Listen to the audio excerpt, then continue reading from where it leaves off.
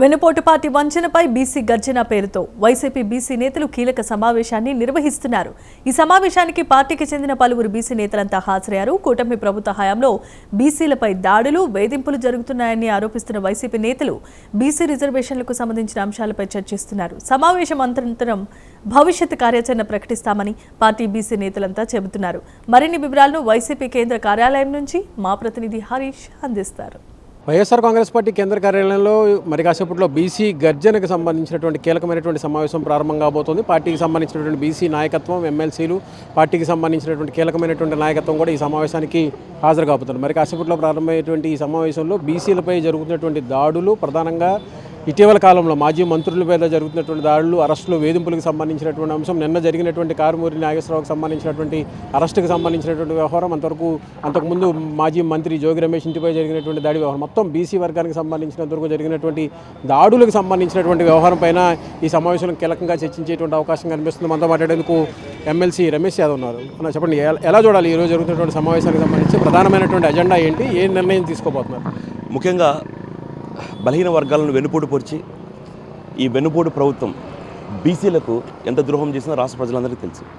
ఈ క్రమంలో ఈరోజు వెన్నుపోటు వంచన బీసీ గర్జన అనేసి తాడపల్లి క్యాంప్ ఆఫీస్లో వైఎస్ఆర్సీపీ పార్టీ ముఖ్య నేతలతో ఈరోజు ముఖ్య సమావేశం జరగడం జరుగుతుంది. ముఖ్యంగా ఈ సమావేశంలో ఒక 3 రోజుల ముందు అసెంబ్లీలో ఒక డ్రామా బిల్, 34% రిజర్వేషన్ బిల్ ఎలక్షన్ల కోసం ఒక చేయలేని హామీ ఇచ్చి కేవలం బీసీలను మరోసారి వెన్నుపోటు పొడచాలనే ఉద్దేశంతో ఈరోజు ఈ వెన్నుపోటు పార్టీ ఆ బిల్లు ప్రవేశపెట్టింది.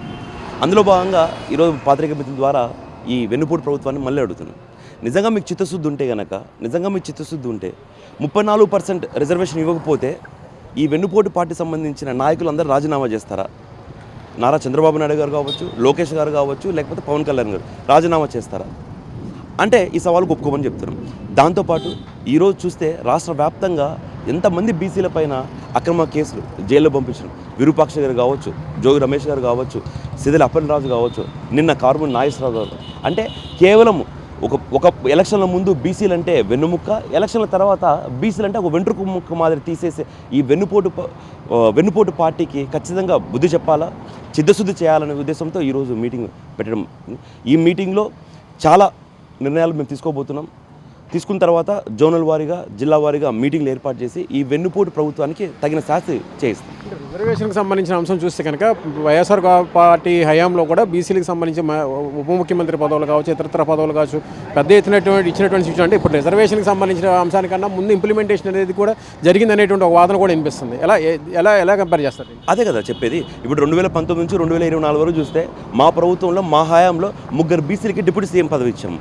కానీ ఈరోజు ఒక బీసీ కన్నా డిప్యూటీ సీఎం పదవి ఇచ్చారా? అంటే బీసీలు మీ పక్కన కూర్చుంటే అవమానంగా మీరు భావిస్తున్నారా?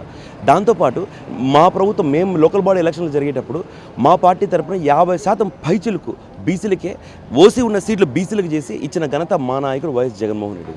కాబట్టి ఈరోజు చాలా నిర్ణయాలు తీసుకొని బీసీలకు అండగా నిలవబోతున్నాం. ఇప్పటికీ అరెస్టులకు సంబంధించిన వ్యవహారం చూస్తే మాజీ మంత్రులు అరెస్టులు కావచ్చు, ఇళ్ల మీద దాడులు కావచ్చు, ఇవన్నీ జరిగినటువంటి నేపథ్యంలో భవిష్యత్ కార్యాచరణ ఎలా ఉండబోతుంది? ఎలాంటి కీలకమైనటువంటి నిర్ణయం తీసుకుంటారు బీసీ రిజర్వేషన్ పరిణామాల తర్వాత? వీళ్ళు బీసీల పైన ఎన్ని కేసులు పెట్టుకున్నా ఎవ్వరి వెనకలు పోయే సమస్య లేదు. ఇంకా కేసులు పెట్టుకుంటే ఇంకా మేమే ముందుకు వస్తాం, కావాలంటే మేమే మీ ఆఫీస్ దగ్గరకు వస్తాము. ఏం భయపడలేదు. కేవలం ఎదిగే బీసీలను గొంతు నొక్కితే వాళ్ళను వెనక్కిపోతారు, వాళ్ళు ముందుకు రారు. కేవలం కక్ష సాధింపుతో దొంగ కేసులు పెడుతున్నారు తప్పితే ఈ కేసులు ఏమి నిలబడో.